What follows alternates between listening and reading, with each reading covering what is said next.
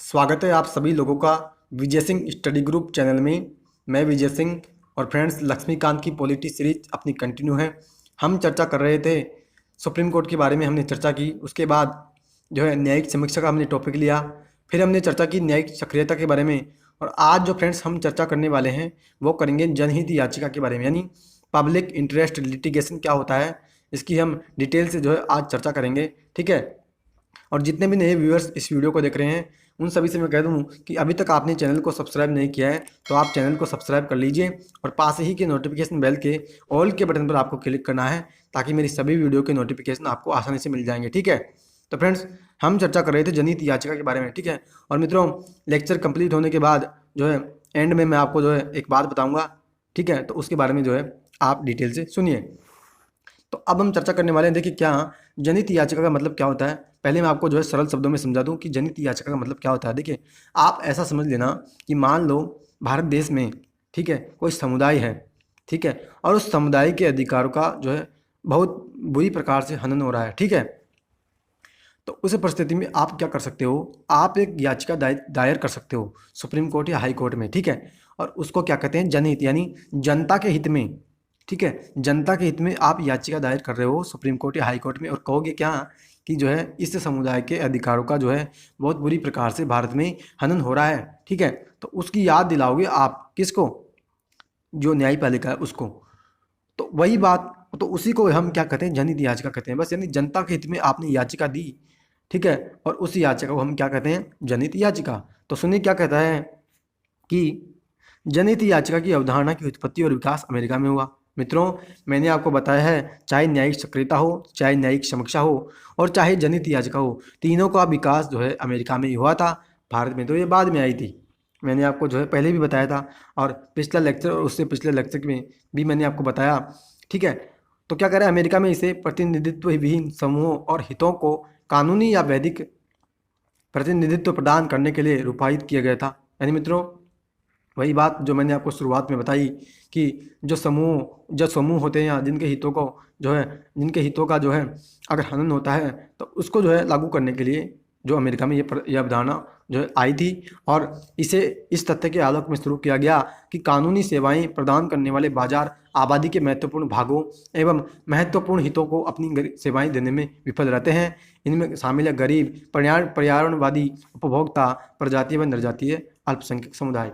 यानी मित्रों ये क्या कह रहा है कि ये जो समुदाय होते हैं ना, गरीब हो गए या उपभोक्ता है या फिर जो अल्पसंख्यक लोग होते हैं, ठीक है, तो ये लोग जो हैं यानी इनके हितों का जो है सुरक्षा नहीं होती, इनके हितों का जो है संरक्षण नहीं होता।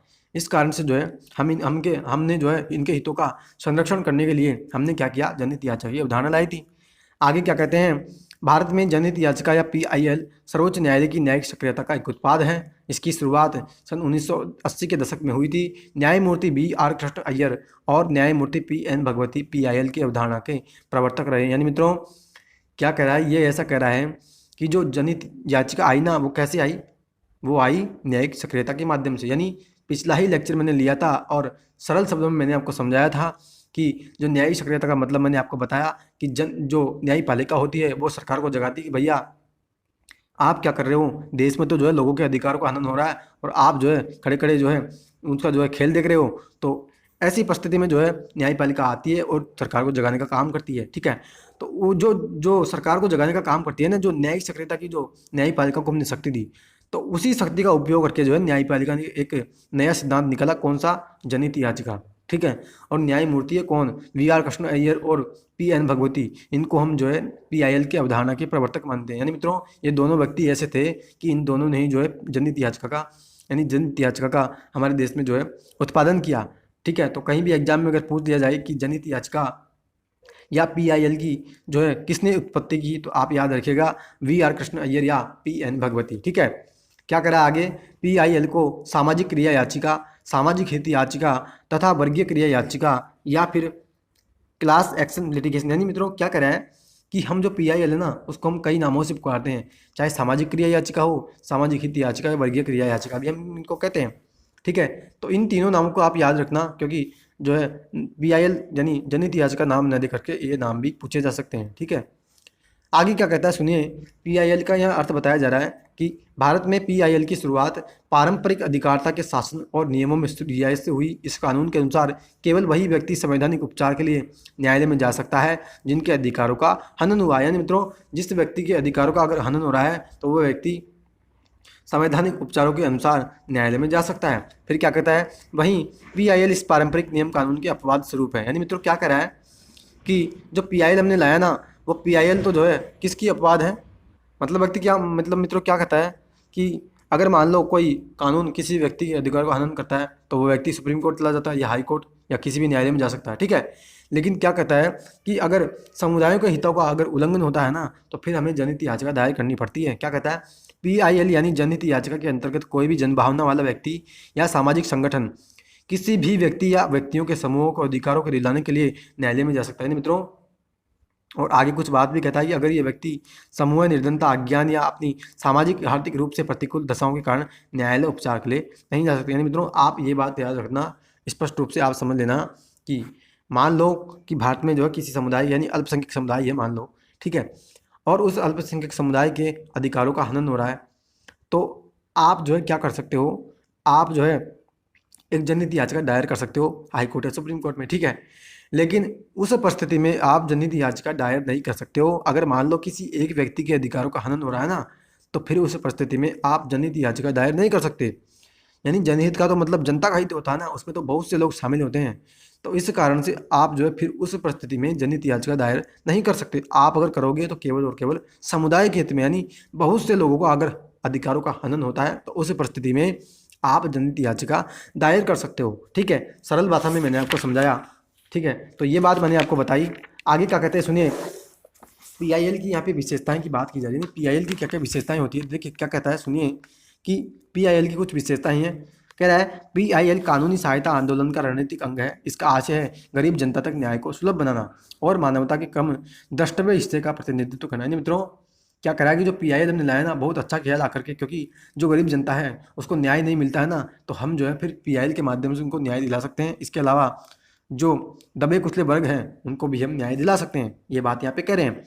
फिर आगे क्या कहते हैं कि सामान्यतावाद की तरह पीआईएल न्यायालय में किसी एक व्यक्ति के अन्य व्यक्ति के खिलाफ अपने अधिकारों का दावा और उसे लागू करने के लिए दाखिल नहीं किया जा सकता, बल्कि इसका आशय सार्वजनिक हित को आगे बढ़ाना और रक्षा करना होता है। मित्रों मैंने अभी अभी आपको समझाया था कि अगर आप जो है तभी पीआईएल दायर कर सकते हो सुप्रीम कोर्ट या हाई कोर्ट में अगर समुदाय के हितों का उल्लंघन हो रहा है। यानी मान लो आपके जो है, यानी मान लीजिए एक व्यक्ति दूसरा है और आप हैं, ठीक है, और उस व्यक्ति के द्वारा, यानी अगर आपको जो है उस व्यक्ति के खिलाफ कोई अधिकारों का उल्लंघन का मामला दर्ज करना है तो फिर उस मामले में आप जो है जनहित याचिका नहीं दे सकते। मैंने आपको बताया है अगर आप जनहित याचिका दोगे तो केवल और केवल जनता के हित में, यानी जो समुदाय है या बहुत से लोगों का अधिकारों का हनन होता है तभी आप जनहित याचिका दायर करोगे। बस ये बात यहाँ पे कह रहे हैं, यानी सार्वजनिक हित होना चाहिए, वहाँ व्यक्तिगत हित नहीं होना चाहिए। यानी इसमें तो आपका व्यक्तिगत हित होगा, व्यक्तिगत हित होगा ना, तो इसी की बात यहाँ पे कही जा रही है, ठीक है। तो फ्रेंड्स ये हमारा पीआईएल का चैप्टर था और आगे कुछ बात यहाँ क्या कहते हैं पीआईएल के सिद्धांतों के बारे में कुछ बताया जा रहा है। कह रहे हैं सर्वोच्च न्यायालय संविधान के अनुच्छेद 32 और 226 के अंतर्गत प्रदत्त शक्तियों का उपभोग करते हुए ऐसे लोगों के कल्याण में रुचि लेने वाले किसी व्यक्ति की याचिका को स्वीकार कर सकता है जो समाज के कमजोर वर्गों से हैं और स्थिति में नहीं है कि वे स्वयं अदालत का दरवाजा खटखटा सके। न्यायालय ऐसे लोगों के मूल अधिकारों के संरक्षण के लिए संवैधानिक रूप से बाध्य है, इसलिए वह राज्य को अपनी संवैधानिक जिम्मेदारियों को पूरा करने के लिए निर्देशित करता है। मतलब मित्रों ये कहना चाह रहा है कि मान लो कोई समुदाय है, ठीक है, और उनके पास इतना पैसा नहीं है कि वो जो है जो अदालत है वहाँ जा कर के वो जो है न्याय प्राप्त कर सके, तो उस परिस्थिति में आप जो है क्या कर सकते हो, एक पीआईएल दायर कर सकते हो, ठीक है। तो ये बात यहाँ पे बताए जा रहे हैं। आगे क्या कहते हैं सुनिए, जब लोगों के साथ अन्याय हो और न्यायालय अनुच्छेद 14 और 21 के तहत कार्रवाई से नहीं हिचकेगा, साथ ही मानवाधिकार संबंधी अंतर्राष्ट्रीय कन्वेंशन भी ऐसे मामलों में एक उपयुक्त और निष्पक्ष मुकदमे का प्रावधान करता है। मित्रों क्या कह रहा है कि अगर मान लो लोगों के साथ अन्याय होगा ना, तो उस परिस्थिति में सुप्रीम कोर्ट या हाई कोर्ट जो होगा वो अनुच्छेद 14 और 21 का प्रयोग करेगा। यानी अनुच्छेद 14 मतलब समता के अधिकार का, यानी सभी को हमने समानता का अधिकार दिया है, सभी के साथ समान न्याय होना चाहिए।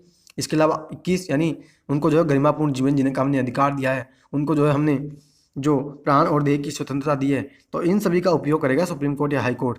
और इसके अलावा कुछ यहाँ पे बात की जाती है कि अगर मानवाधिकारों का उल्लंघन हो रहा है तो जो अंतर्राष्ट्रीय कन्वेंशन होते हैं, ठीक है, मानवाधिकारों की रक्षा करने के लिए जो अंतर्राष्ट्रीय कन्वेंशन होते हैं, तो वो भी कुछ प्रावधान करते हैं लोगों के अधिकारों की सुरक्षा के लिए, ठीक है।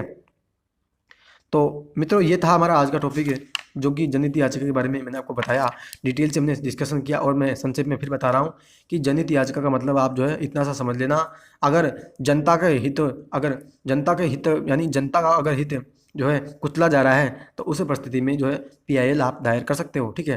तो फ्रेंड्स, आज हमारा टॉपिक जनहित याचिका का कंप्लीट हुआ, यानी हमारा सुप्रीम कोर्ट का चैप्टर। इसके अलावा सुप्रीम कोर्ट से संबंधित जनहित याचिका या न्यायिक समीक्षा या न्यायिक स्वीकृति का टॉपिक भी हमारा कंप्लीट हो चुका है। तो मित्रों, अब हम जो अगले अध्याय यानी अगला जो हमारा जो वीडियो आएगा ना, उसमें हम जो है क्वेश्चन करेंगे किससे संबंधित, उप सुप्रीम कोर्ट और इन तीनों चैप्टरों से संबंधित, ठीक है। और फ्रेंड्स, जल्द ही मैं आपके समक्ष जो है एक सरप्राइज लेकर के आ रहा हूँ, ठीक है। तो वो सरप्राइज है, तो आप जो है इंतज़ार करिए क्या होगा। तो फ्रेंड्स, अब हम मिलेंगे अगले लेक्चर में जो है क्वेश्चंस के साथ, ठीक है। और जितने यानी अभी तक मैंने जितने क्वेश्चन जो है मेरे चैनल पर डाले हैं, यानी संसद से संबंधित हो या राष्ट्रपति से या फिर ऐतिहासिक पृष्ठभूमि से या मूल अधिकारों से, तो उसी लेवल के क्वेश्चन मैं आपके समक्ष फिर से उपस्थित करूंगा, ठीक है। तो मित्रों, अच्छी प्रकार से आप जो है इन चारों चैप्टर को जो तैयार कर लीजिएगा। देखता हूं मैं कि कितने जो है स्टूडेंट्स जो है अच्छी प्रकार से जो है क्वेश्चन का आंसर दे पाते हैं, ठीक है। तो अब हम मिलेंगे अगले वीडियो में, तब तक के लिए हैव अ नाइस डे। जय हिंद, जय भारत, वंदे मातरम।